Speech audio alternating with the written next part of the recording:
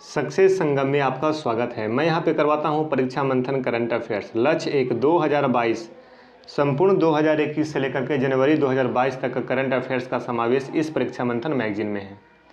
ये video number 15 है। इसके पहले 14 वीडियो हो चुके हैं। यदि उन सारे आप वीडियो को नहीं देखें तो जाकर के प्लेलिस्ट बना हुआ वहाँ पर देख लीजिए। चलिए स्टार्ट करते हैं।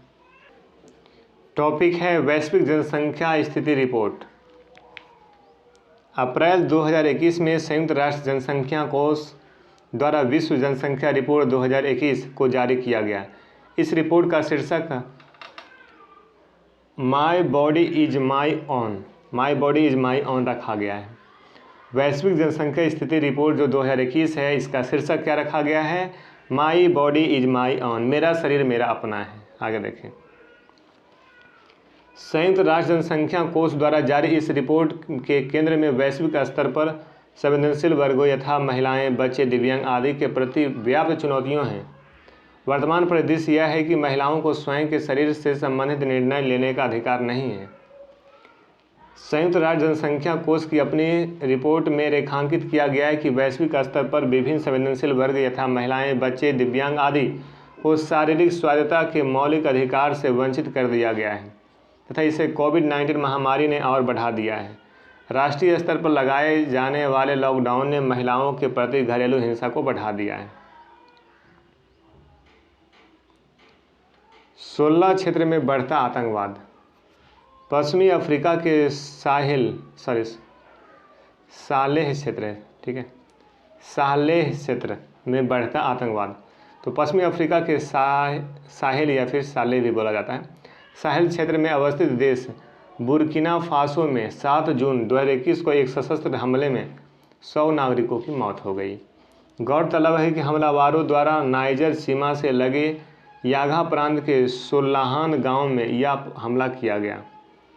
विदित हो कि अफ्रीका के साहेल क्षेत्र में इस समय इस्लामिक आतंकवाद बढ़ा है। साहेल क्षेत्र में अलकायदा एवं इस्लामिक स्टेट। विदित हो कि साहेल क्षेत्र में 4 आतंकवादी संगठन the Islamic State in the Greater Sahara, the Islamic State West Africa Province, the Jamaat Nasr al Islam wal Muslimin, the local al Qaeda शाखा एवं बोको हरम शामिल है। गौरतलब है कि उपयुक्त सारे आतंकवादी संगठन अलकायदा एवं ISIS से जुड़े हैं। बोको हरम एवं ISWAP इस क्षेत्र में अपना प्रभुत्व जमाने के लिए आपस में लड़ रहे हैं। ध्यातव्य है कि फ्रांस ने इस क्षेत्र में अपनी सेना को एक छोटा हिस्सा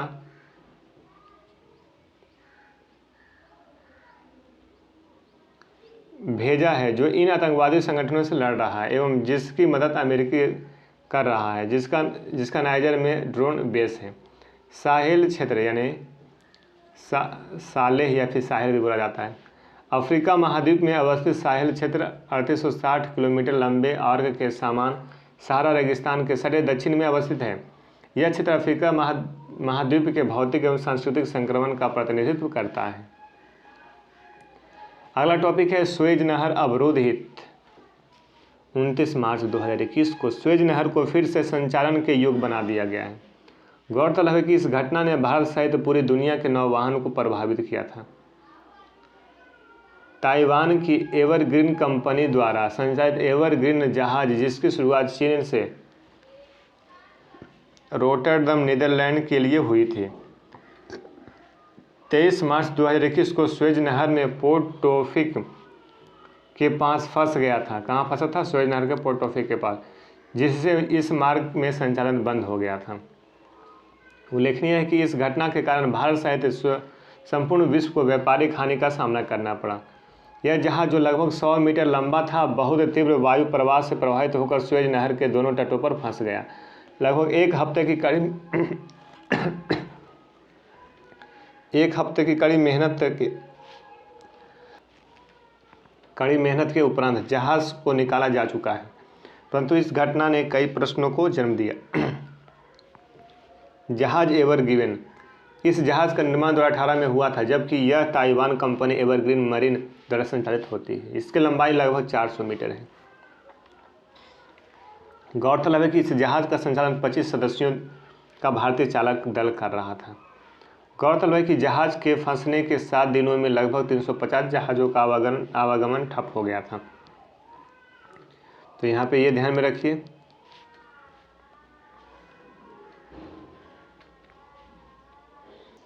तो ये ध्यान में रखिए कि ये जहाज़ कहाँ फंसा था, तो सुएज नहर के पोर्ट टोफी के पास फंस गया था।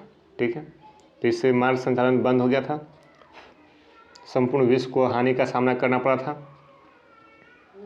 और ये जो है ताइवान की एवरग्रीन कंपनी द्वारा संचालित एवरग्रीन जहाज़ है, जिसकी शुरुआत चीन से रोटरडम के लिए हुई थी। चीन से रोटरडम नीदरलैंड की ओर जा रहा था, सुएज नहर के पास फंस गया। ठीक है, आगे देखिए, भारत और बांग्लादेश के बीच समझौता। मार्च 2021 में भारतीय प्रधानमंत्री नरेंद्र मोदी ने बांग्लादेश का दौरा किया, जिससे भारत और बांग्लादेश के बीच 5 अहम समझौते पर हस्ताक्षर हुए। मुख्य समझौते क्या क्या देख लीजिए। द्विपक्षीय वार्ता के बाद बांग्लादेश में बन रहे रूपपुर परमाणु पावर प्लांट के इंफ्रास्ट्रक्चर डेवलपमेंट में भारत की अधिक भागीदारी का उद्घाटन किया। साथ ही दोनों देशों के बीच हल्दीबाड़ी चिल्ल घाटी रेल रूट पर नई मिताली एक्सप्रेस ट्रेन चलाने का ऐलान किया। ये ट्रेन ढाका और न्यू जलपाईगुड़ी के बीच चलेगी। साथ ही बांग्लादेश में भारतीय सेना के शहीदों की स्मृति में एक स्मारक बनाए जाने के काम का भी दोनों प्रधानमंत्रियों ने उद्घाटन किया। भारत द्वारा बांग्लादेश की मदद। प्रधानमंत्री मोदी ने भारत की तरफ से बांग्लादेश पीएम को 109 एम्बुलेंस और 12 लाख कोरोना वैक्सीन की डोज भेंट में दी। बांग्लादेश की पीएम शेख हसीना ने पीएम मोदी को सोने और चांदी के सिक्के दिए, जो बंगबंधु शेख मुजीबुर रहमान के जन्म शताब्दी पर जारी किए थे।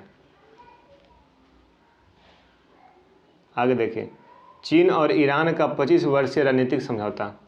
27 मार्च 2021 को चीन ने ईरान के साथ एक सहयोग समझौता पर हस्ताक्षर किए हैं। इसे 25 वर्षीय रणनीतिक समझौते हस्ताक्षर के रूप में वर्णित किया गया है। इस समझौते में राजनीतिक और आर्थिक घटक शामिल हैं। यह दस्तावेज संबंधों को प्रगाढ़ करने में बहुत प्रभावी हो सकता है और परिवहन, बंदरगाहों, ऊर्जा उद्योग और सेवाओं के क्षेत्र में पारस्परिक निवेश का खाका तैयार करेगा। यह समझौता चीन द्वारा ईरान को समर्थन के बीच हुआ है। ईरान द्वारा चीन को अपने सबसे बड़े व्यापारिक साझेदारी के रूप में जाना जाता है। चीन इस क्षेत्र में अपने बेल्ट एंड रोड इनिशिएटिव को आगे बढ़ाने के लिए उत्सुक है और उच्च और नई तकनीकों जैसे विकास के क्षेत्रों का विस्तार के साथ खाड़ी सहयोग परिषद के साथ एक मुक्त व्यापार समझौते के लिए तत्पर है। अगला देखिए, संयुक्त राष्ट्र परमाणु हथियार प्रतिबंध संधि, न्यूक्लियर वेपन प्रोहिबिशन ट्रीटी। संयुक्त राष्ट्र संघ की बहुप्रतीक्षित संधि संयुक्त राष्ट्र परमाणु हथियार प्रतिबंध संधि 22 जनवरी 2021 से लागू हो गई है। उल्लेखनीय है कि भारत सहित 9 बड़े देशों ने इस संधि का समर्थन नहीं किया। भारत भी इस संधि का समर्थन नहीं किया। परमाणु हथियार प्रतिबंध संधि में 9 देश, भारत भी इसमें शामिल है, समर्थन नहीं किया। आगे देखिए, संयुक्त राष्ट्र परमाणु हथियार प्रतिबंध संधि का पृष्ठभूमि समझ लीजिए। गौरतलब है कि संयुक्त राष्ट्र महासभा ने वर्ष 2017 में एक संकल्प 71/258 के तहत परमाणु हथियार को प्रतिबंधित करने के लिए कानूनी रूप से बाध्यकारी एक साधन विकसित करने के लिए एक संयुक्त राष्ट्र सम्मेलन बुलाने का फैसला किया था। विदित हो कि इस सम्मेलन का उद्देश्य परमाणु हथियारों के पूर्ण रूप से उन्मूलन के लिए एक वैश्विक सहमति तैयार करना है। अभी तक 120 से अधिक देशों द्वारा इस संधि का समर्थन किया जा चुका है। 24 अक्टूबर 2020 तक 50 सदस्यों द्वारा इस संधि को हस्ताक्षरित करने के बाद इसके अनुमोदन से संबंधित दस्तावेजों को महासभा में जमा करने के बाद यह संधि 22 जनवरी 2021 से लागू हो गई। अगला है इजरायल की इस्लामिक देशों से नज़दीकी। दिसंबर 2020 में मोरक्को और इजरायल ने संयुक्त राज्य अमेरिका यूएसए की मध्यस्थता में अपने संबंधों को समान करने की घोषणा की। इससे पूर्व संयुक्त अरब अमीरात, बहरीन, अब्राहम समझौता और सूडान इजरायल के साथ अपने द्विपक्षीय संबंधों को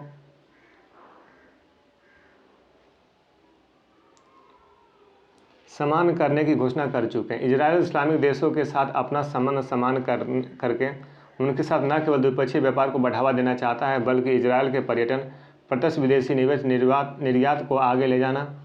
इसके अतिरिक्त इस क्षेत्र में ईरान को अलग थलग करना है।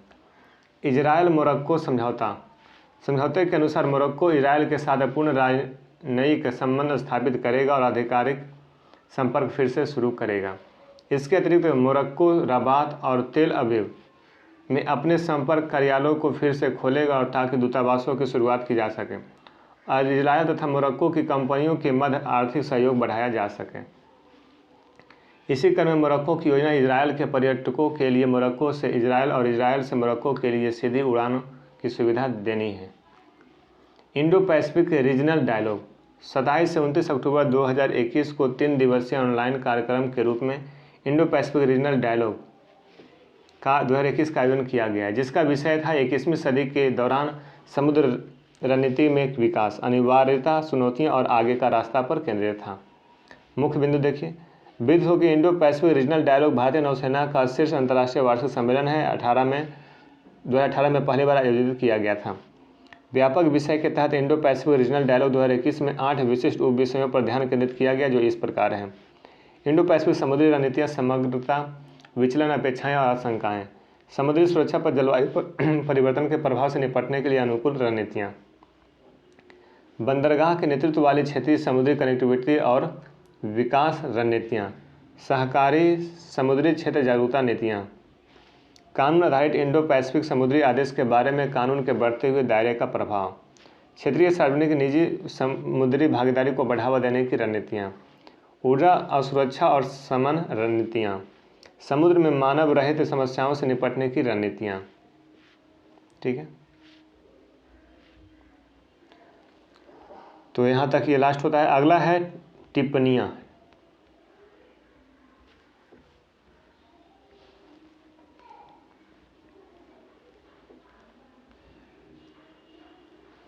चलिए ठीक है, तो इस वीडियो में इतना ही। मिलते हैं अगले वीडियो में। तब तक वीडियो को 2 बार 3 बार 4 बार देखिए। अगला जो टॉपिक स्टार्ट होगा, ये महत्वपूर्ण जो टिप्पणियाँ हैं, यहाँ से हम स्टार्ट करेंगे। Okay bye, thank you. मिलते हैं अगले वीडियो में। वीडियो को 2 बार 3 बार 4 बार 5 बार जितना बार है देखना है देखते रहिए, बार बार देखिए। और PDF इत्यादि मटेरियल के लिए आप हमारे टेलीग्राम चैनल को ज्वाइन कर लीजिए। Okay bye, thank you.